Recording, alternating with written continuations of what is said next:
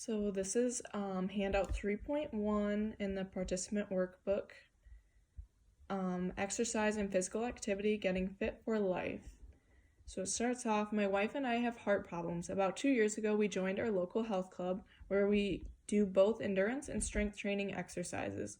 On off days, we walk near the house. It's been life-saving for us, says Bob, age 69. Bob and his wife are living proof that exercise and physical activity are good for you no matter how old you are. In fact, staying active can help you. It can help you keep and improve your strength so you can stay independent, have more energy to do the things you want to do, improve your balance, prevent or delay some diseases like heart disease, diabetes, and osteoporosis, perk up your mood, and reduce depression.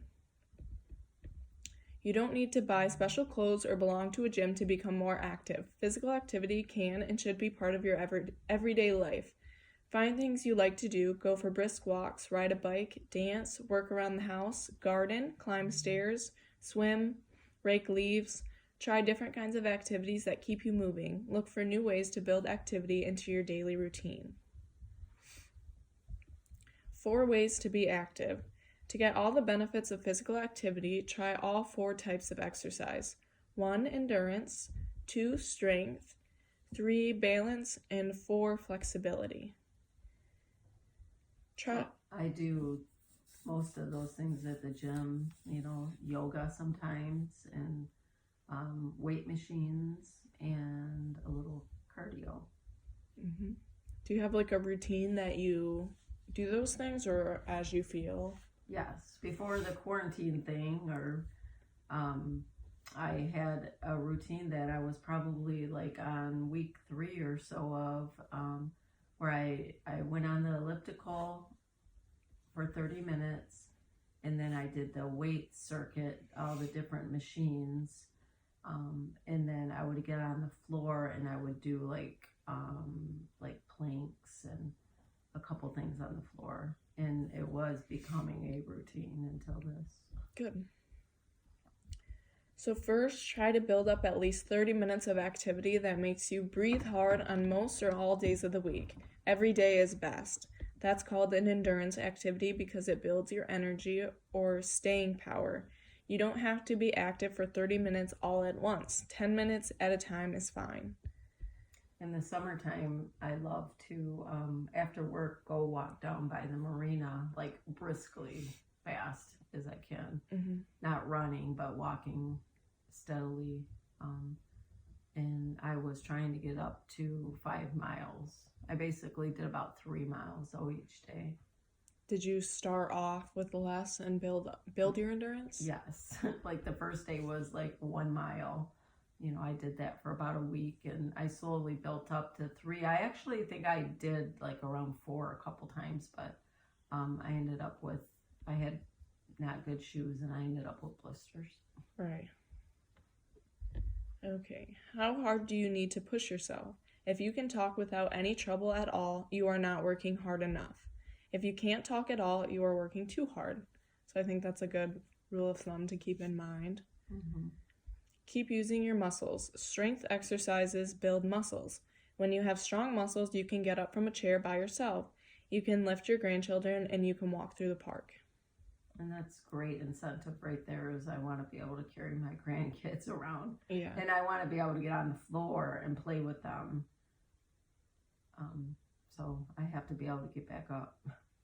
And I know, as of right now, you're pretty active, and that might not be something you necessarily have to worry about, but knowing these things and making them a habit is going to really benefit you in the future. Sure. Keeping your muscles in shape helps prevent falls that cause problems like broken hips. You are less likely to fall when your leg and hip muscles are strong. Do things to help your balance. Try standing on one foot, then the other. If you can, don't hold on to anything for support. Get up from a chair without using your hands or arms. Every now and then, walk heel to toe. As you walk, put the heel of one foot just in front of the toes of your other foot. Your heel and toes should touch or almost touch. So I like this part about balance because it gives you a lot of things that you can do every day that'll just gradually improve your balance, like the getting up from a chair without using your hands or arms, which is probably something you're capable of, but you don't necessarily do. Right. Stretching can improve your flexibility. Moving more freely will make it easier for you to reach down to tie your shoes or look over your shoulder when you back the car out of your driveway. Stretch when your muscles are warmed up. Don't stretch so far that it hurts. And that's very true, because when I used to do yoga, I could do it fairly well, and then I stopped and went back, and it was like I could barely, touch my toes. Right. So keeping up on that is important for sure. Who should exercise? Almost anyone at any age can do some type of physical activity. You can still exercise even if you have a health condition like heart disease or diabetes. In fact, physical activity may help. For most older adults, brisk walking, riding a bike, swimming, weightlifting, and gardening are safe, especially if you build up slowly. But check with your doctor if you are over 50 and you aren't used to energetic activity. So I know that staying active is important for you to keep your diabetes in check. Yes, that's the main reason. Yeah. Other reasons to check with your doctor before you exercise include any new symptom you haven't discussed with your doctor, dizziness or shortness of breath, chest pain or pressure, or the feeling that your heart is skipping, racing, or fluttering, blood clots, an infection or fever with muscle aches, unplanned weight loss, foot or ankle sores that won't heal, joint swelling, a bleeding or detached retina, eye surgery or laser treatment, a hernia, or a recent hip or back surgery. So some safety tips. Here are some things that you can do to make sure you are exercising safely. Start slowly, especially if you haven't been active for a long time. Little by little, build up your activities and how hard you work at them. Don't hold your breath during strength exercise. That could cause changes in your blood pressure. It may seem strange at first, but the rule is to breathe out as you lift something and breathe in as you relax. Use safety equipment. For example, wear a helmet for bike riding or the right shoes for walking or jogging. Unless your doctor has asked you to limit fluids, be sure to drink plenty when you are doing activities. Many older adults don't feel thirsty even if their body needs fluids. Always bend forward from the hips, not the waist. If you keep your back straight, you're probably bending the right way. If your back humps, that's probably wrong. Warm up your muscles before you stretch. Try walking and light arm pumping first. Exercise should not hurt or make you feel really tired.